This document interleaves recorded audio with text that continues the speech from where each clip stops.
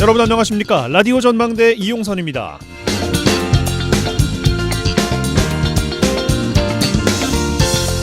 총선이 47일 남았습니다. 지긋지긋한 전화 여론조사 문자메시지에서 벗어날 일도 얼마 남지 않았습니다.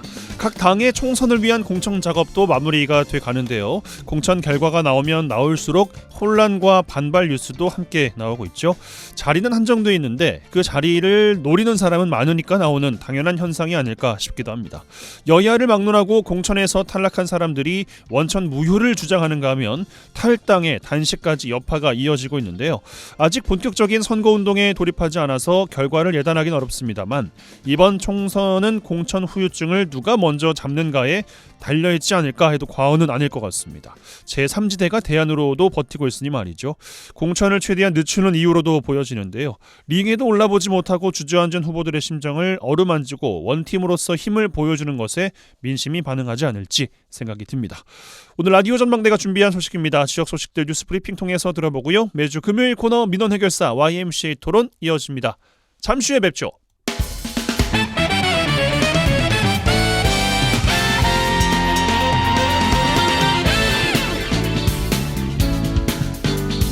네, 2월 23일 금요일입니다. 라디오 전망대 시작합니다. 먼저 우리 지역 뉴스 정리해보죠.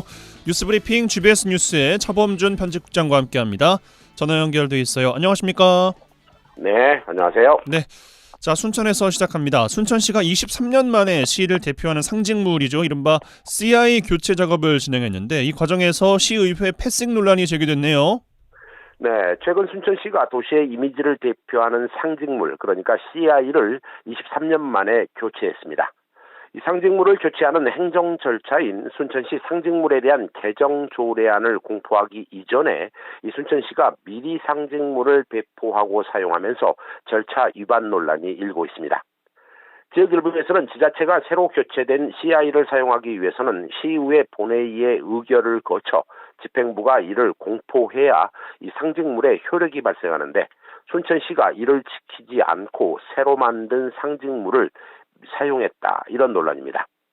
이 논란의 시작은 지난 6일 순천시가 오천그린광장에서 기관과 시민 등 모두 1000여 명이 참석한 가운데 CI 선포식을 열면서 시작됐습니다.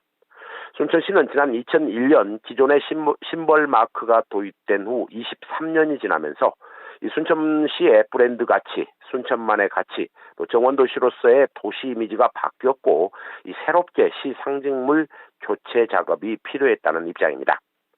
순천시는 현재 순천시청과 24개 주민센터의 깃발과 홈페이지, 또 공문서 로고, 현수막 게시대 등 새로운 이 상징물을 이 관내 시설물에 적용하고 있고 또 시와 관련된 각종 시설물에도 새 상징물의 디자인을 앞으로 순차적으로 적용하겠다는 계획입니다.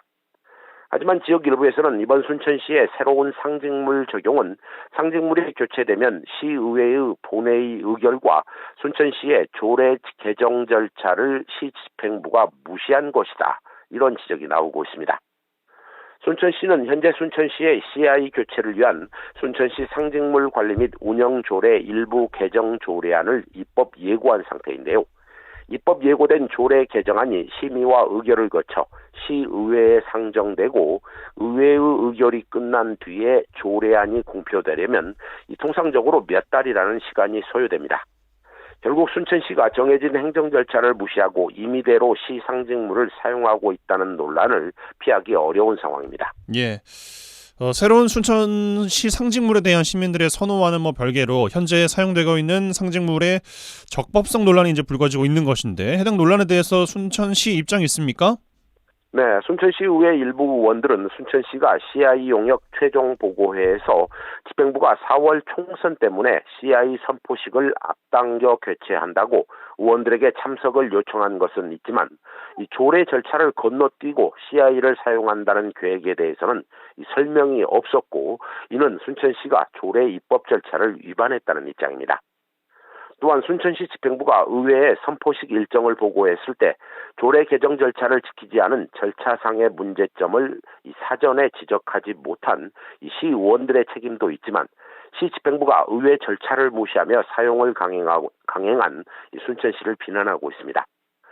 시 상징물의 무단 사용에 대한 논란이 제기되자 순천시는 총선 60일 전인 2월 10일부터 지자체의 행사가 전면 금지되기 때문에 올해 1월 달에 선정된 시야일을 묵힐 수 없어서 개정 조례안이 공포되기 전에 선포식을 추진했고, 지난달 시의원들 전체가 모인 자리에서 선포식 일정을 설명했고 동의를 구한 것이다, 이런 입장을 보이고 있습니다. 특히 순천시는 입법 예고기간에 의견 제출 절차가 있지만 별다른 이견이 없을 것으로 판단했고, 그래서 시야의 교체 작업을 진행했다, 이런 입장을 보이고 있습니다. 예. 23년 동안 사용해온 시 상징물을 선거 때문에 몇 달을 참지 못했다, 절차를 지키지 않고 서둘러 교체했다라는 것인데, 글쎄 어떻게 들으실지는 모르겠습니다. 자, 광양으로 가겠습니다. 광양시가 고향사랑 기부제 모금액 1호 사업으로 중흥산성 쌍사자석 등 되찾기 사업을 추진하겠다면서 의욕을 보였죠. 그런데 기부금 모금 총액이 당초 목표액 5억 원보다 크게 못 미치는 것으로 확인이 됐어요. 네, 광양시가 고향사랑 기부금으로 중흥산성의 쌍사자석 등의 되찾기 사업을 추진하겠다며 의욕을 보이고 있습니다. 그런데 정작 지난해 고향사랑 기부금이 목표액 5억 원에 크게 못 미치는 3억 500만 원으로 집계되면서 이 떡 줄 사람은 생각도 안 하고 김칫국부터 마신 게 아니냐, 이런 비난이 나오고 있습니다. 광양시의 지난해 고향사랑 기부금 모금액은 전남 도내 22개 지자체 중 구례군 2억 2,400만 원, 신안군 2억 3,900만 원에 이은 끝에서 세 번째로 낮은 모금액을 기록한 바 있습니다. 광양시의 이 같은 낮은 금액의 기부금은 지난 2022년 당시 광양시 의회가 기부금 제도 시행을 앞두고 이 시 집행부에 홍보나 TF팀 구성 지연 등 대응이 늦어지고 있다는 우려가 나왔다는 점에서 어느 정도는 예정된 결과였다, 이런 비난이 나오고 있습니다. 고향사랑 기부제 모금 금액만을 두고 향후들의 고향사랑을 평가할 수는 없겠죠. 그런데 광양시가 군 단위 지역보다도 기부금이 적은 것, 아무래도 여러 가지 이유를 좀 찾아야 되는 것 아니겠습니까? 네, 도내에서 가장 많은 기부금을 모금한 지자체는 담양군인데요. 담양군은 22억 4,400만 원을 모금해 이 전남뿐 아니라 전국에서도 가장 많은 금액을 기부받았습니다. 이 고흥군이 12억 3,100만 원, 영광군이 9억 3,400만 원, 영암군이 8억 4,500만 원 등 군 단위 지자체에서 높은 실적이 나온 반면 시 단위 지자체는 군에 비해 낮은 금액을 기록했습니다. 이 광양시는 기부 금액에 대한 자세한 내역은 아직 공개를 하지 않고 있는데, 광양시는 기부 금액과 기부의 횟수, 1인당 기부액 등 자세한 내역은 관련 지침에 따라 조만간 홈페이지를 통해 공개하겠다는 입장입니다. 광양시 관련 부서는 언론을 통해 타 지자체에 비해 고액 기부자가 많지 않아 모금액에서 차이가 났고, 향후회를 방문하거나 홍보 방법을 다각화하는 등 여러 방법을 통해 올해는 모금액이 좀 늘 수 있도록 최선을 다하겠다는 입장입니다. 예, 알겠습니다. 여수에서 마무리하죠. 최근에 여수 지역 운전자들로부터 여수 국가산단 인근 도로가 주정차된 차량들 때문에 주차장으로 변해가고 있다라는 민원이 급증하고 있다고요. 네, 여수산단 인근 도로에 갓길 주차가 늘고 있고, 특히 대형 화물 차량까지 갓길 주차에 나서면서 인근을 지나는 운전자들의 불안감을 키우고 있고, 이 대책 마련이 시급하다는 지적이 나오고 있습니다. 이 보도에 따르면 최근 국도 17호선 여수에서 순천 방향 여수 국가산단 전망대 아래 도로에 수십여 대의 차량의 갓길 주차가 이어지고 있는데, 해당 도로 구간이 주차 금지 구역 설정이 아직 이루어지지 않아 주차 차량 규모가 늘어나고 있다는 지적입니다.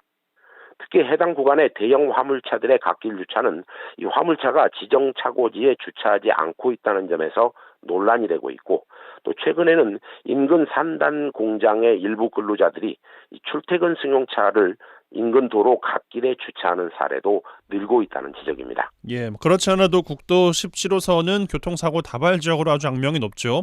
갓길 주차 때문에 교통 상황이 더 악화되고 있다는 점에서 대책 마련이 필요해 보입니다. 네, 해당 구간을 지나는 운전자들은 최근 들어 도로변 주차 차량이 늘어나면서 차량의 안전 운행에 위협 요인이 되고 있고, 특히 갓길 주차 차량의 경우 운전자들의 시야를 방해해 사고 위험을 높이고 있다는 지적입니다. 운전자들은 여수의 관문이고 여수 국가산단 전망대가 있는 도로 인근에 이 무분별한 갓길 주차 차량의 문제는 이 안전도 문제지만 지역의 이미지를 실추시키고 있고, 인접한 공장에서 이 자체 주차 공간을 확보해 근로자들이 안전하게 주차할 수 있도록 해야 된다는 지적입니다. 논란이 제기되자 여수시는 언론을 통해 과도한 갓길 주차에 문제가 있고 현장을 확인한 후에 이 경찰서 등 관계기관과 협의해 대책을 마련하겠다는 입장을 보이고 있습니다. 예, 뉴스브리핑 GBS 뉴스의 차범준 편집국장과 함께했어요. 고맙습니다. 네, 고맙습니다.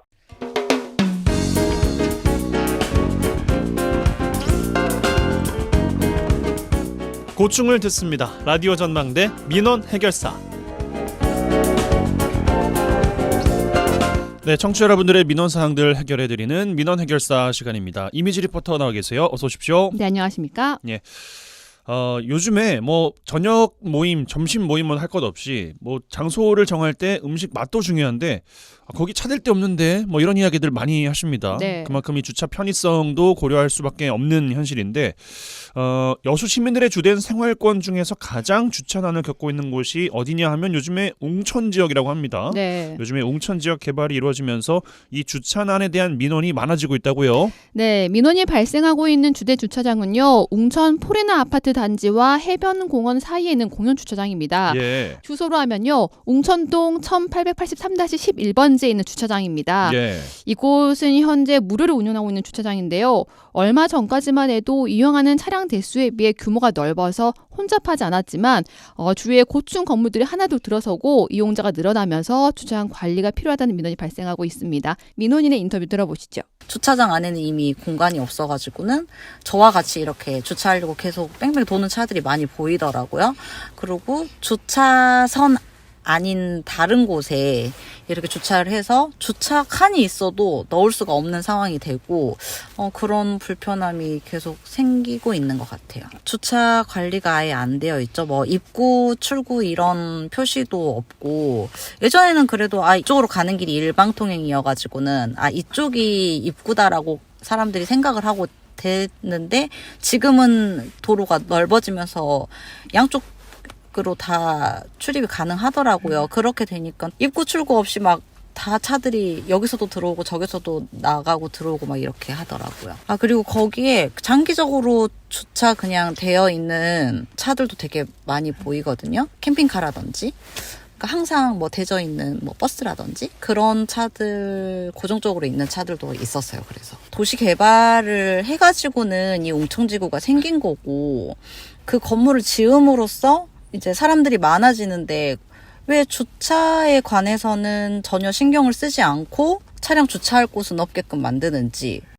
예, 말씀하신 것처럼 이전에는 주차장 이용자가 많지 않았기 때문에 뭐 크게 관리가 필요하진 않았습니다만 이제는 뭐 이것저것 상업시설들도 많이 들어오고 여수시의 관리가 필요해졌다라는 민원입니다. 네. 이곳 공영 주차장이 다른 지역 주차장에 비해서 큰 규모라고는 알고 있는데 아니 뭐 어느 정도길래 이런 민원이 계속해서 나오고 있는 겁니까?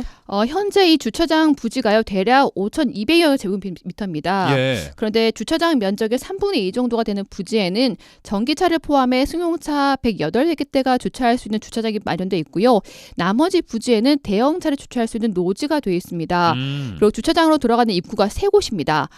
차량의 이용이 많지 않을 때는요, 이 주차장 환경이 굉장히 좋았습니다. 그런데 이용 차량이 많아지면서 이 환경이 굉장히 불편하게 변한 건데요.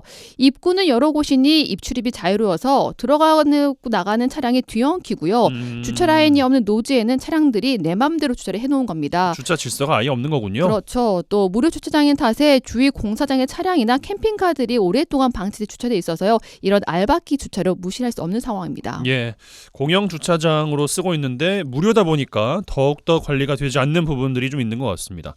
이렇게 되면 주차장 이용하시는 시민들의 불편은 상당히 클 것 같아요. 네, 주차장을 이용하는 시민들은요, 불편이 커지면서 여수시의 주차장 관리가 필요하다고 얘기하고 있습니다. 예. 일부 시민들은요, 차라리 이용도가 높아진 만큼 유료 주차장 전환도 고민을 해야 한다고 지적하는데요.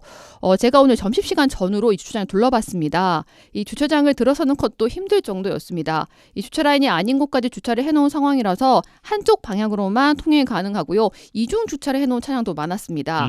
한 시민은요, 주차장 인근 도로가 주차를 할 수 없는 도로로 변경되면서 주차장 이용이 높아졌는데 이 도로 환경에 맞는 주차장 관리가 되지 않는다고 지적했습니다. 시민들은 주차장 이용이 편하도록 이 여수시의 관리를 요구하고 있습니다. 주차가 힘들어서 안 힘든 곳을 찾아다니다가 안 힘든 곳이 갑자기 힘들어지니까 이제 좀 불편사항이 많이 소리가 들리는 거죠.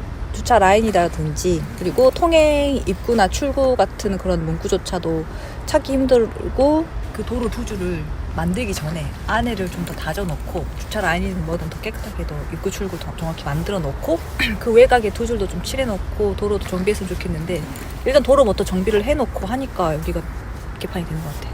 되게 힘들어. 저 가끔 오거든요. 요즘 많아진 것 같아요. 아무도 없고 그다음에 막 세울 데가 없잖아요. 그냥 여기 뭐 이정표도 없고 나가는 길 뭐 이렇게 뭐 들어오는 길 그런 것도 없고 그래서 뺑 돌다가 겨우 이쪽에 하나 빠져서 갔는데 엄청 불편하던데요. 전혀 뭐 그냥 방치인데요. 그냥 넓은 공간만 놔두고 그냥 그러는 것 같은데. 예, 뭐 불편한 건 알겠고 이런 민원에 대해서 여수시의 입장은 어떻습니까? 여수시에서도요, 이곳 주차장에 대한 시민들의 민원이 늘어나면서 유료 주차장으로의 전환을 계획하고 있다고 합니다. 예. 이 여수시 주차장 조례를 보면요, 무료 주차장일 때 장기간 무단 주차 등의 불편을 주는 차량에 대한 강제적 조치가 없고요. 이 원활한 주차장 관리를 위해서 유료 전환을 계획하고 있습니다. 현재 예산은 편성돼 있고요, 이 설계 용역 중이라고 얘기하고 있습니다. 예, 알겠습니다. 민원 해결사 이미지 리포터와 함께했어요. 고맙습니다. 네, 감사합니다.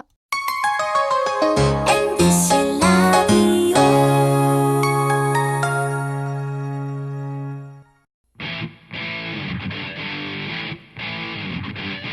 젊고 당찬 시사 생활밀착 뉴스 이용선의 라디오 전망대.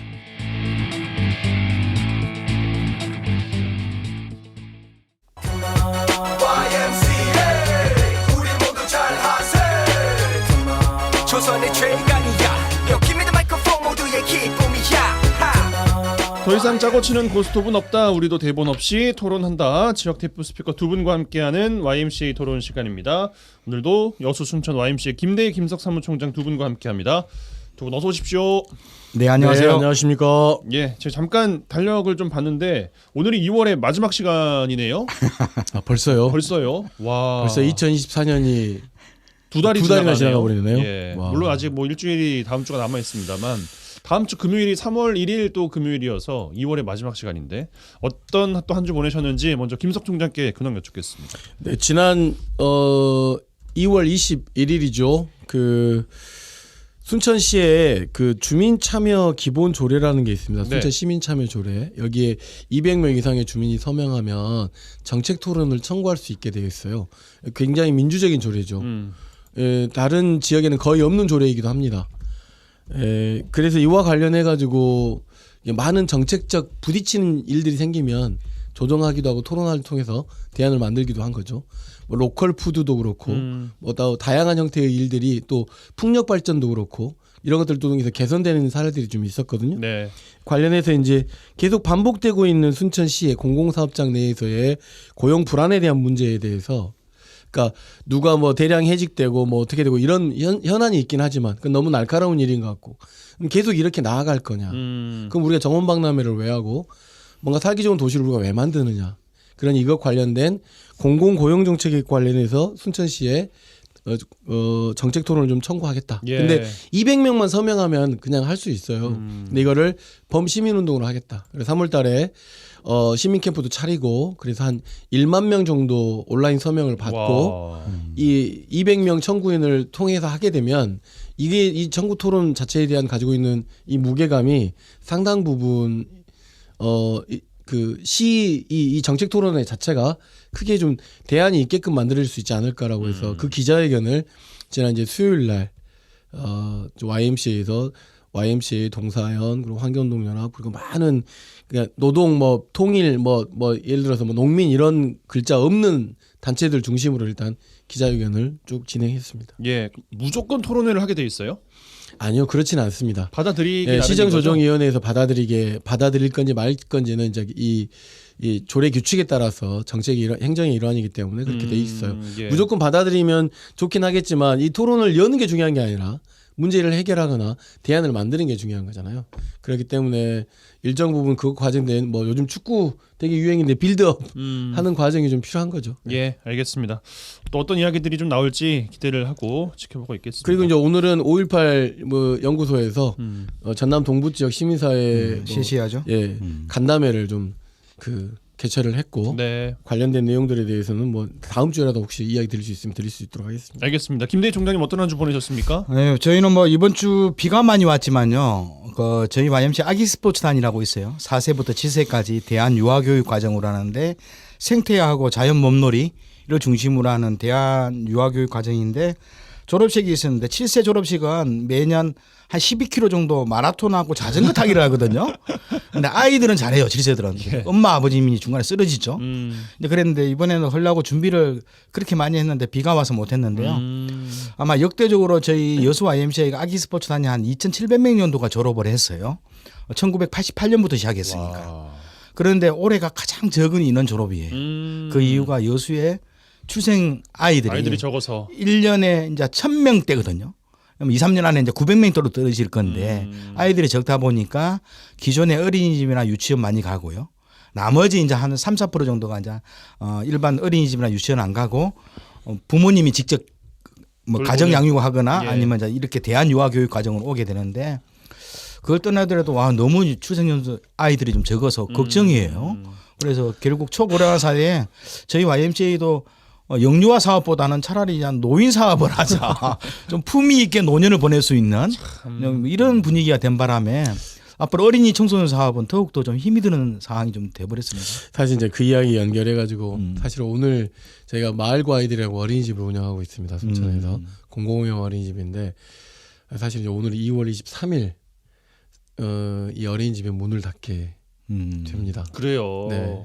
참 예, 그만큼 저출산 저출생이 가지고 오는 여러 가지 사회적 문제도 있지만 이 유아 교육에 대해서 또는 유아 보육에 대해서 자치단체가 좀 더 열린 시각으로 봐줘야 되거든요. 권역별 어린이집을 관리해 준다거나 원화가 좀 부족해도 그 일을 할 수 있도록 해줘야 되는데 너무 뭔가 사업적 마인드로 이 어린이집 운영에 관련된 부분도 관여되고 있어서 실제 원화가 오지 않으면 운영되기가 어려운 그런 상황들이 너무 민간에게 너무 무거운 책임을 주고 있는 건 아니냐라고 하는 걸 좀 조심스럽게 말씀드려요. 앞으로 6, 7세 자녀들 졸업식 때 자전거와 마라톤을 하실 분들은 여수 YMCA 아기 스포츠단으로 오시기 바랍니다. 많이 좀 가주십시오. 예, 참 저희가 웃으면서 이야기했지만 참 웃지 못할 그런 일들인 것 같습니다. 참.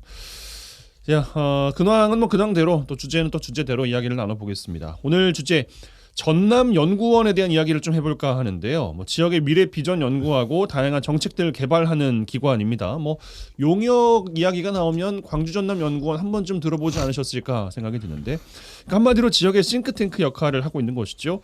광주연구원과의 통합 분리를 거듭해오다가 지난해 7월 전남연구원으로 재분리가 됐습니다. 인력도 적고 예산도 부족한 상황에서 나오는 결과물도 썩 만족스럽진 않다는 평입니다. 설상가상 이제 원장직에 수개월 동안 공석이었는데 최근에 단독 추천된 인사에 대한 뭐 논란도 있었고 전남연구원이 그래서 앞으로 뭐 어떻게 뭘 할 거냐 뭐 이런 이야기들도 나오고 있는 것 같습니다. 오늘 이 이야기 나눠볼 텐데 먼저 김대희 총장님, 그 광주 전남연구원 됐다가 왜 전남연구원 됐다가 이게 계속 됐다 붙였다 했다면서요? 네, 뭐 부침이 굉장히 강했죠. 대체적으로 1991년 지방자치가 이제 본격적으로 시작되면서 전국의 광역 지방정부들이 대체적으로 그 발전연구원을 자기 단위, 그러니까 지역 광역정부당 KDI, 그죠? 국책연구원이 KDI라면 각 지역마다 이제 지역별 KDI를 만들자 해서 전라남도도 1991년에 전남발전연구원으로 시작을 좀 했었어요. 그러다가 1995년 4년 뒤죠. 광주광역시도 야 거기에 우리 광주광역시도 이제 이왕 분리됐으니까 야 우리도 좀 들어가자 해가지고 출연금 같이 낼게 해가지고 좋다고 하면 통합을 했었어요. 같이 가자. 광주 전남 한 몸이다. 한 몸이다 해서 열심히 처음엔 통합으로 해서 광주 전남 발전연구원으로 95년도에 통합을 했는데 이게 하다 보니 한 10년 정도 지나다 보니 이거 다른 거예요. 광주하고 전남이 좀 달라요. 도시 지역하고 농어촌 지역이 다르니까 이게 안 되겠다. 다시 분리해서 각자 열심히 하자. 2007년도에 일단 분리를 했었어요. 다시요. 이게 1차 분리거든요. 그러다가 결국은 2015년도에 민선 6기죠. 6기가 되면서 야 그래도 광주 전남 한 몸 아니냐. 같이 상생해보자 해가지고 상생의 제 첫 번째 공약 사업이죠. 상용으로 다시 합치자 이 된 거죠. 이게 누가 이걸 보느냐에 따라서 그냥 다른 거군요. 그렇죠. 시장님하고 도지사님이 친하고 같이 으쌰으쌰 하자 보면 통합이 되고요. 약간 껄끄럽다. 그리고 약간 갈등 사항이 존재한다. 예. 그런다면 분리되는 거죠. 그러면서 2015년도에 다시 통합이 되었다가 민선 8기가 되었잖아요. 2022년도에 중간에 여러 가지 갈등 사항이 좀 있었어요. 예. 강주 군사 비행장 그리고 여러 가지 그 소각장 군공항. 문제, 예. 뭐 여러 가지 군공항 문제라든가 또 여러 가지 또 발전 사항을 놓고 뭐 입장이 좀 다른 영역들이 몇 개가 존재해 버린 거예요. 그러면서 민선 8기 되니까 강기정 시장님하고 김영욱 도지사님도 좀 여러 입장들 그리고 또 강주 전남 발전연구원이 이제 발전을 빼고 연구원이 됐죠. 연구원이 내는 주로 연구 과제들이 보니까 입장이 다른 내용이 몇 개가 나오는 거예요. 그럴 수밖에 없겠네요. 네, 서로 추론해 가지고 우리 입장을 챙겨야 되는데 이게 그렇죠. 입장을 못 내는 거예요. 왜냐하면 강주 전남 연구원에서는 돈 주는 사람은 사장은 2명이야. 눈치가 보이는 거니까. 네, 그리고 또 이게 사장님 2분뿐만 아니라 시어머니 2분이 있잖아요. 시의회, 도의회 총 4분의 갑이 있는 거예요. 이러니까 이게 이게 안 맞구나. 비유해 주시니까 이해가 확 됐네요. 네, 예. 이러면서 우리 각자 그냥 그래서 2번에 걸쳐서 통합과 분리를 했다가 이번에는 영영 나누니까 앞으로 합치기는 좀 힘든 사항이 되지 않았나 좀 이렇게 생각합니다. 왜 웃으십니까, 김석 총장님? 김대희 총장님은 만담하시는 것 같아요. 저는 잘 분리된 거다. 그래요. 네. 왜냐하면 앞서 김대희 총장님 이야기한 거에 100% 동의하고 전남과 광주가 통합될 수 없어요. 그 희망사항일 뿐이고 나주 혁신도시 보세요. 광주 전남이 모두 다 혁신도시 만들자고 했는데 아무도 책임지지 않는 조금 애매한 그러니까 뭐냐면 책임질 수 있는 역할을 해야 돼요. 그렇기 때문에 전남연구원으로 분리된 건 잘해야 되고 이번 차제에 광주 전남연구원일 때 미안하지만 논문 인용도나 뭐 보고서 인용도도 그렇게 높지 않아요. 뭐 충남발전연구원이나 뭐 서울연구원이나 이런 데에 비해서 아주 현저히 낮아요. 왜 그렇게 했어요? 특성이 없거나 미래비전이나 이런 부분에 대해서 연구 과정 자체에 옥상옥이 굉장히 많기 때문이겠죠. 그렇기 때문에 지금 전남연구원과 광주연구원이 분리된 건 상당히 잘한 일이다라고 생각하고 왜 그러냐면 앞서 중요한 이슈 이야기는 2가지만 이야기해 볼게요. 무안의 군공항 이전 문제. 예. 전남연구원에서 전라남도에서 어떻게 동의할 수 있어요? 그죠? 여러 가지 조건과 제약이 있죠. 2번째, 의대 설립 문제. 광주에서 예를 들어서 광주 전남대학교가 있는데 그러네요. 네. 애매하네.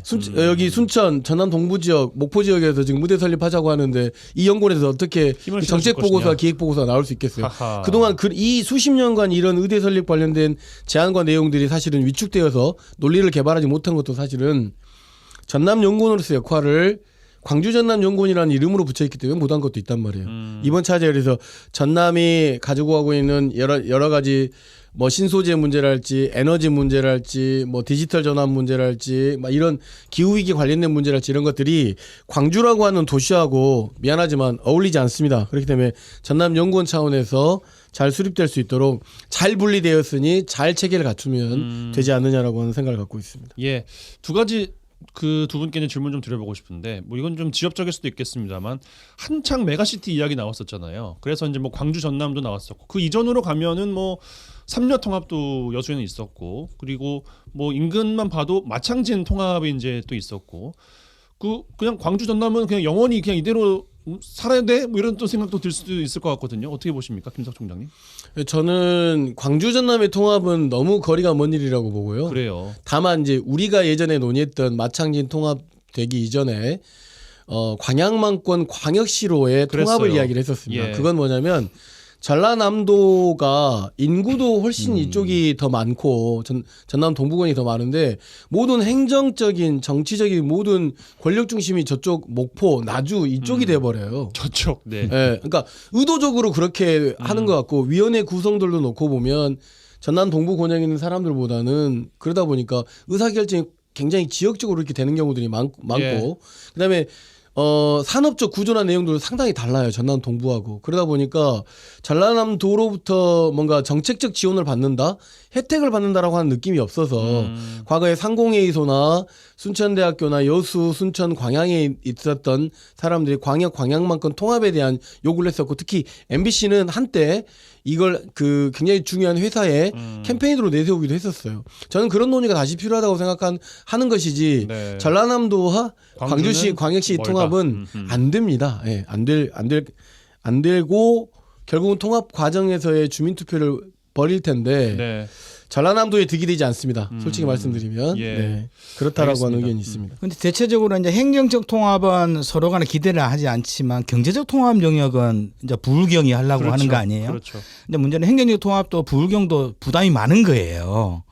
뭐 그런 측면에서 현재 이제 각자 도생으로 이제 특별자치도 뭐 특별이란 말이 워낙 많이 붙어서 각자 이제 특별하게 돈이 들어오는 것도 아닌데 일단 뭐 특별자치 붙이는데요. 행정 통합은 상당히 어렵다. 그러니까 부울경도 결국 경제적 통합 공동체로서 가는 거잖아요. 그렇죠. 이제 그것은 여러 가지 방법이 나올 거라고 봐요. 그런데 이제 이것은 이제 발전연구원이나 아까 이게 저 지방정부 단위의 연구원들이 그러면 우리 입장을 가지고 어떤 경제적 공동체를 만들 것인가는 각자의 입장들이 나오게 되는 거예요. 이것을 모아서 특별하게 제3의 섹터에서 공동연구 과제로 갈 필요는 있다. 그런데 행정통합은 현실적으로 불가능하다. 오히려 이것들을 좀 나누는 과정. 전국의 광역 16개를 한 3, 40개 정도의 중광역으로 나누는 문제가 오히려 더 지방자치, 지방분권에서 더 의미가 있지. 단자 경제적인 네트워크를 형성하는 문제는 저는 가능성 있게 좀 봐야 된다. 이렇게 좀 봅니다. 알겠습니다. 그러면 이제 뭐 좋다, 알겠다, 이제 이해가 또 첨예하니까 같이 있을 때 성과를 내는 것보다 따로 있을 때 유의미한 메시지들을 많이 내놓을 수 있다면 그 다음에 또 우려되는 것은 아니 그러면 분리되면 아무래도 좀 조직도 더 작아지고 뭐 돈도 좀 더 덜 지원이 될 것 같고 그거에 대한 우려도 있을 것 같은데 어떻습니까? 그거는 우려이죠. 우려예요? 왜냐하면 그동안은 광주 전남 연구원을 운영하는 주체의 모든 예산들이 우리가 낸 세금 중심으로 또는 자체의 용역 보고서를 추진하는 과정에서 그 용역 비용으로 처리됐을 거란 말이죠. 네. 그러니까 이거를 그대로 전남연구원을 그대로 적용한다면 광주 전남이 쪼개지니까 연구원이 좀 그 뭐랄까 축소되는 거 아니냐. 뭐 당연한 거죠. 그러나 그냥 내용이 축소되는 건 아니죠. 내용이 좀 더 보완될 거라고 보여지고 다만 지금 원장님이 뭐 새로 될지 안 될지 또는 뭐 이 과정에서 전남연구원에 대해서 외부 연구 인력들을 좀 더 활동을 좀 늘리는 방법도 있겠죠. 예를 들면 목포대학교도 있고 순천대학교도 있고 전남대학교도 있기 때문에 뭐 초빙 연구랄지 이런 것들을 광주 전남연구원에서 주도를 하면서 각각의 지역에 맞게끔 연구 과제를 준다고 하면 지금 현재 인력으로도 충분하게 전라남도의 특성에 맞는 정책 보고와 미래 비전을 그리고 개별적 연구 과제를 활성화시킨다면 좀 더 그러니까 다시 세팅을 해야 돼요. 옛날 광주 전남 연구원의 형식을 그대로 가지고 운영하려고 하면 예산도 부족하고 어려울 테니 좀 혁신적으로 주민 참여 연구도 늘리고 개별 연구자들의 연구도 늘려서 그들 전남 연구원이 좀 감소하는 방식이나 이렇게 되는 게 좀 필요한 거죠. 안 그러면 전라남도의 정책을 뭐 뒷받침해주는 논리를 개발한다거나 국비를 따오기 위한 어떤 정책 보고서 중심의 연구원의 활동이 중심이 돼버릴 수 있기 때문에 그러면 이제 그건 전라남도나 전라남도의회 하위에 있는 조직이 돼버리면 안 되잖아요. 그렇게 되지 않기 위한 노력들이 지금 이제 필요한 거라고 보여집니다. 네. 근데 실제적으로 광주 전남 연구원이 이제 분리하기 전 그 작년 초였죠. 2022년도 이제 마지막 시기만 보더라도 전체적인 정규직들이 합치면 한 87명? 80명 정도였고 1년 예산은 한 110억 정도였어요. 그중에 70억을 양쪽에 냈으니까 35억에서 70억을 주고 나머지는 이제 기타 연구 조사 과정으로 또 자체 그 따와서 110억 정도 됐는데 전국에 15개인가요? 세종 포함해서 16개인가요? 16개 중에서 세종 빼고요. 꼴찌였거든요. 광주 전남 뭐가 꼴찌예요? 예산이나 규모가. 아하. 근데 이제 인근에 경남연구원이 있어요. 네. 경남연구원은 150억 예산이었어요. 2월금까지 포함한다면 200억이었고요. 여기가 한 100명 정도 상근직이 있었거든요. 그게 비하면 광주 전남연구원은 통합연구원에도 불구하고 전국 꼴찌였거든요.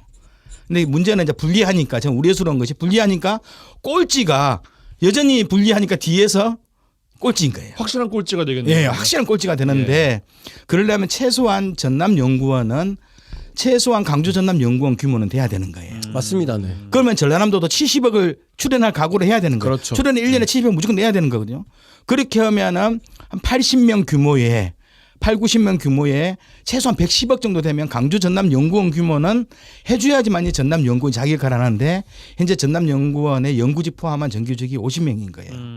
예산은 현재 지금 한 80억밖에 안 되니까 전라남도가 여기서 한 40억 이상을 더 튀어야 되는 거예요. 예. 인력도 한 3, 40명 늘려야 되고요. 예산도 한 40억 정도 전라남도 줘야 되는데 문제는 김영동 도지사께서 전라남 도의회가 이게 돈을 줄 생각을 해야 되는 거예요. 그렇지 않으면 아까 말씀하신 초민리 연구원을 해서 차라리 분리가 더 안 좋아버리는 상황이 될 거다.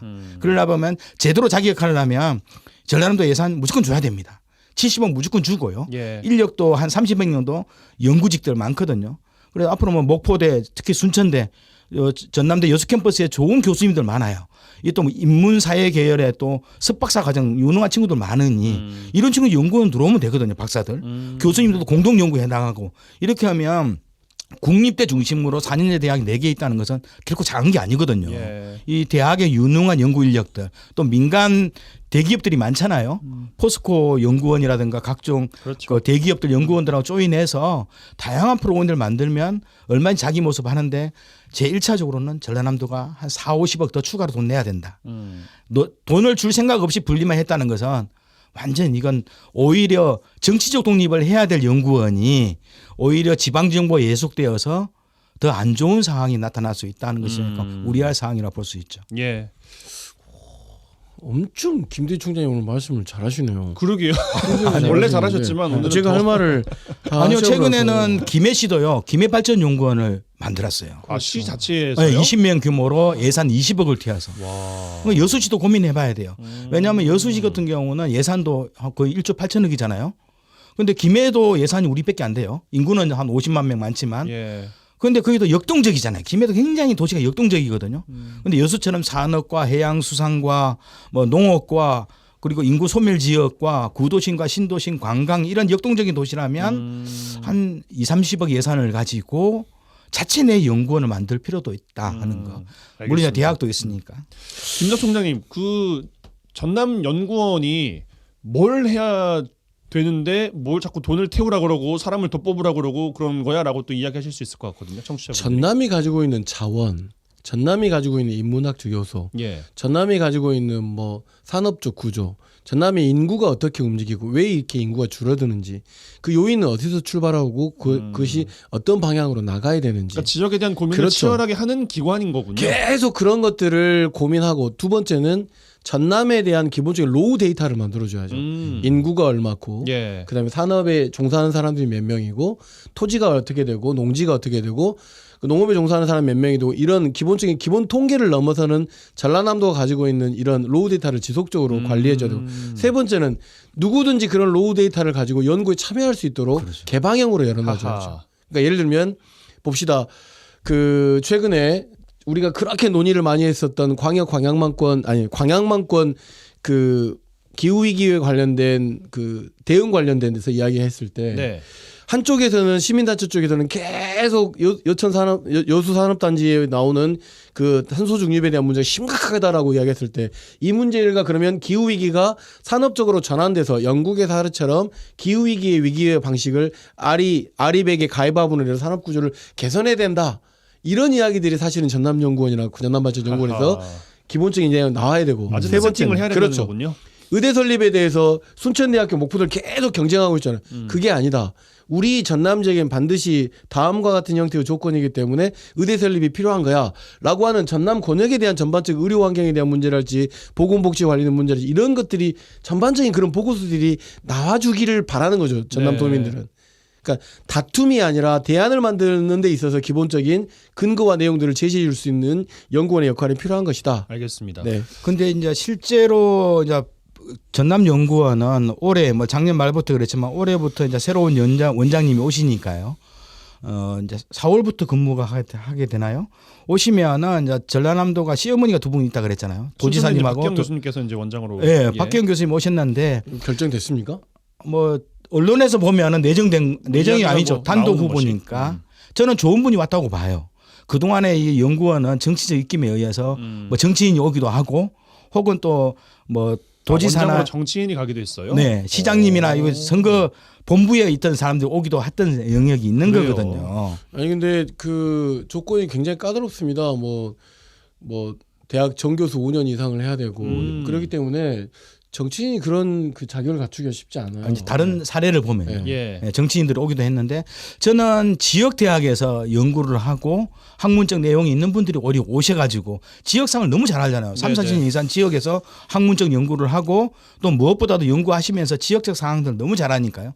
그러면서 또 이런 분들은 또 전문 연구기관, 국책 연구기관도 많이 봐왔기 때문에 얼마만큼 정치적으로 독립해서 전문 영역에 있어서 싱크탱크 역할을 할지를 잘 아시는 분이 이번에 다행히 결정은 안 됐지만 일단 후보로 뭐 1차로 낙천된 것을 봤기 때문에 좋은 결과 나올 거고 그러려면 이제 도지사님이나 더 5개의 입김들 특히 이제 앞으로 이제 실가서 연결을 할 거예요. 전라남도에 있는 한 20개 정도 뭐 실국들하고 연결을 할 건데 지나친 간섭은 피해야 되거든요.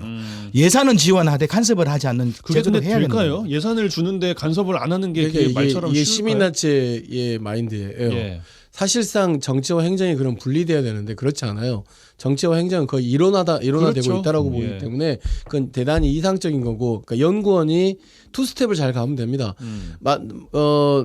김명록 도지사하고 스텝도 잘 맞추고 다른 한쪽에서는 전남의 미래에 대한 연구들을 또 한 발짝으로 좀 맞추면 되는 건데 예를 들어서 복지과에서 또는 뭐 어디 여기에서 필요한 용역들을 빨리 지금 정부하고 대응해야 되는데 그런 논리들을 전남연구원에서 전혀 다른 방향으로 만들어준다고 생각해보면 말이 안 되는 거거든요. 그러니까 합을 맞출 거는 합을 맞추고 다만 그 이외의 기타 연구들에 대해서는 전남에 대한 미래 비전을 좀 통할 수 있는 내용들을 만들어 놔줘야 이게 도지사의 하위에 있는 연구원이 아닌 것처럼 보여질 수 있겠죠. 그러니까 굉장히 그 줄타기를 좀 잘해야 되는 상황인 거고 그다음에 전남하고 광주하고 현재 분리되어 있기 때문에 전남연구원이 지금 세팅을 잘해야 되는 타이밍인 건 맞아요. 예. 근데 내 보조를 맞출 것은 이제 맞춰야겠지만 예를 들어서 어떤 아젠다를 세팅한다거나 어떤 대안을 제시한다고 했을 때 도의 불편한 대안일 수도 있는 거잖아요. 어디 영역에다가 돈을 더 많이 해야 된다고 하는데 야 내가 하고 싶었던 것은 그건 아니야 이쪽이었어. 아니 그건 이런 것들 감수해야죠. 예를 들어서 이 윤석열 정부 들어와가지고 이것도 일종의 R&D 예산이란 말이에요.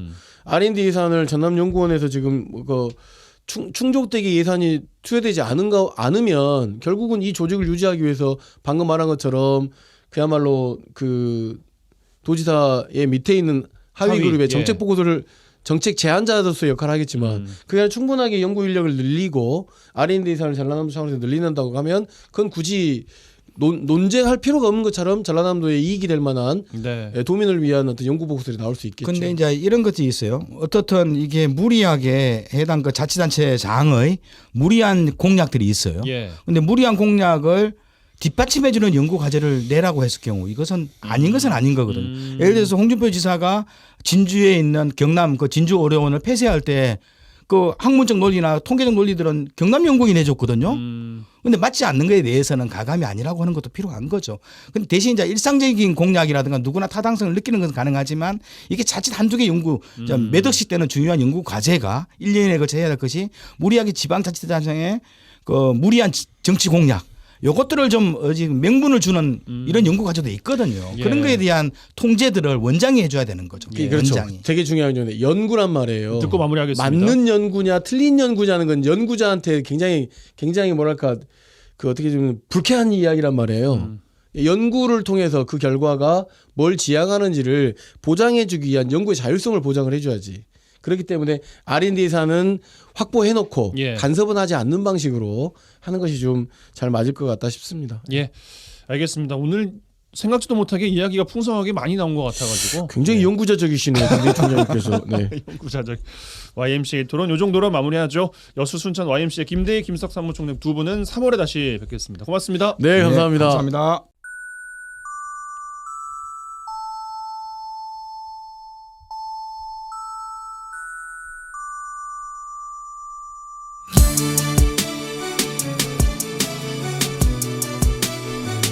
(2월 23일) 금요일 라디오 전망대 오늘 준비한 소식은 여기까지입니다. 오늘도 이번 주도 고생 많으셨습니다. 앞에서 뭐 아기 스포츠단 졸업식 이야기가 나와서 졸업식 요즘에 생각이 좀 나더라고요. 아이유의 졸업하는 날 들으시고요. 주말 잘 보내시고 다음 주 월요일 저녁 6시 5분에 다시 뵙겠습니다. 이용선이었습니다. 좀 이상해 좀 서운해 친구들 떠날 생각에 내 기분이 왠지 좋진 않아 oh, oh.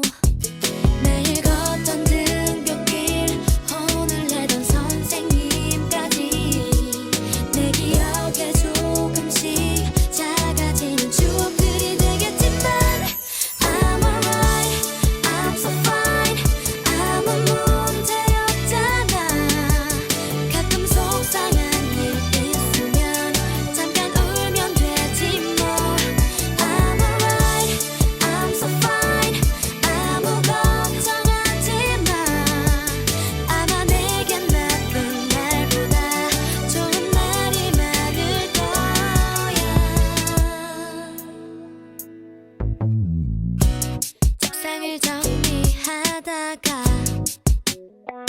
그러다가 문득 친구들과 찍은 사진 봤어. 찾아볼 땐 없었는데 어디에 있다 온 거야. 나 기분이 좋아진 것 같아. 뭔가 좋은 일들이 생길 것만 같은 이 느낌.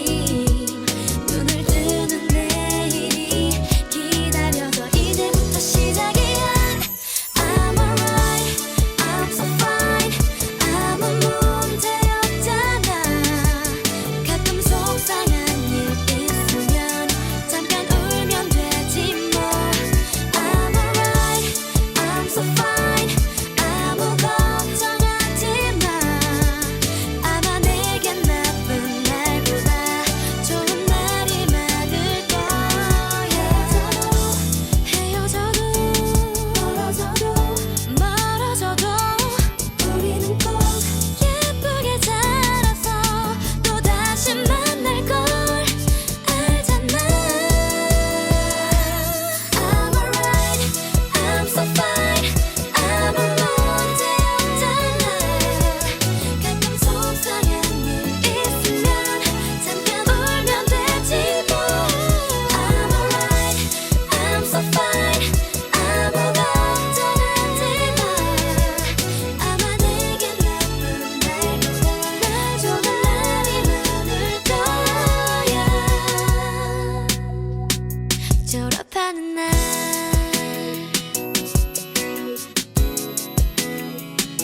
졸업